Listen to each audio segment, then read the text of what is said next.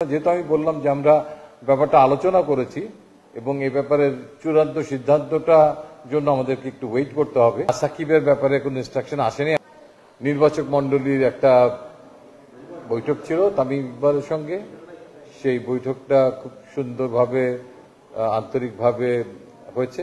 বেশ কিছু ব্যাপার নিয়ে আমরা খোলামেলা আলোচনা করেছি এবং ক্রিকেট নিয়ে কথা হয়েছে। দ্যাটস ইট, যা হয়। বিকজ আমরা নির্বাচক হলেও বেসিক্যালি সবাই এক্স ক্রিকেটার এবং তামিমের সঙ্গে বর্তমান পরিস্থিতি, Bangladesh cricket, national team, BPL সবকিছু নিয়ে আমরা আমাদের একটা খোলামেলা আলাপ আলোচনা হয়েছে। তামিম ইকবালের ইন্টারন্যাশনাল ক্রিকেটের এটা আপনাদের একটা আগ্রহ থাকবে, এটা খুবই স্বাভাবিক। ইডেন বে কক্সবাজার সমুদ্র সৈকতের উপর নিজেদের একটি ঠিকানা। মাত্র ৫ লাখ টাকায় আপনিও হয়ে যেতে পারেন এই হোটেলের মালিক।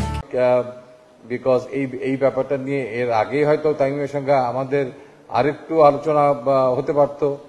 তো যাই হোক, সামনে আমাদের একটা বড় ইভেন্ট আছে, আলোচনা হয়েছে, বাট কোনো আলোচনায় কিন্তু সঙ্গে সঙ্গে একটা সিদ্ধান্ত ওই মুহূর্তেই উপনীত হওয়া যায় না। একটা খেলোয়াড়ের ক্ষেত্রে অনেক সময় এই সমস্ত একটা ইস্যুতে ফেরত আসার ব্যাপারে তার ঘনিষ্ঠজন, তার পরিবার, বন্ধুবান্ধব অনেক সময়, কিংবা তার প্রিয় কোচ অথবা শুভাকাঙ্ক্ষী, তাদের সঙ্গে আলাপ আলোচনার একটা ব্যাপার থাকে।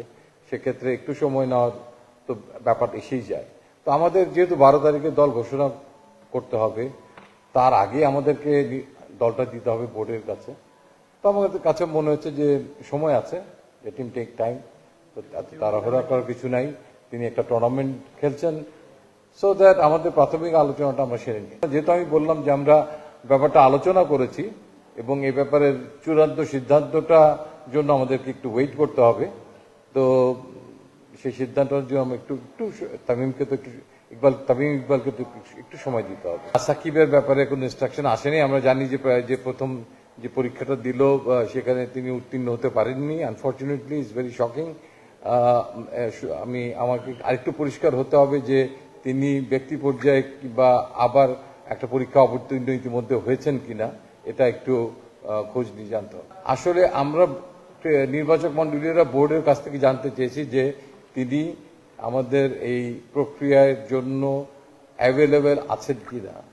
সেটা এখনো আমরা উত্তর পুরোপুরি পাইনি, আংশিক একটা পেয়েছি। কিন্তু যেহেতু আবার একটা শোনা যাচ্ছে তিনি অংশগ্রহণ করেছেন, তো সেটার জন্য ওয়েট করতে হবে আমাদেরকে। আসলে হয়তো every minute counts, but hopefully আমরা 1-2 দিনের মধ্যে এই ব্যাপারগুলো সম্পর্কে পরিষ্কার হয়ে যাবে। আর at the same time Shakib Al হাসানের ইস্যুটাও আমাদের জন্য ইম্পর্টেন্ট।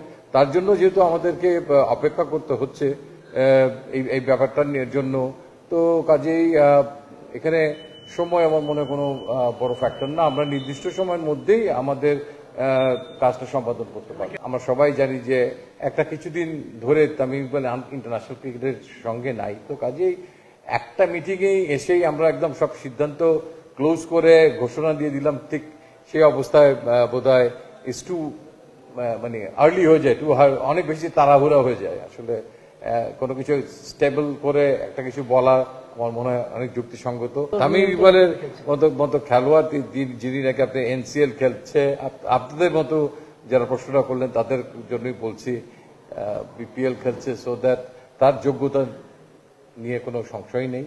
তার ফেরাটার জন্য আমরা সবাই মুখিয়েছিলাম যে তিনি ফিরতে চান কিনা, এবং any time he is most welcome from our part. Still, so far, our observation, him with bat and ball into the field, so he's always welcome.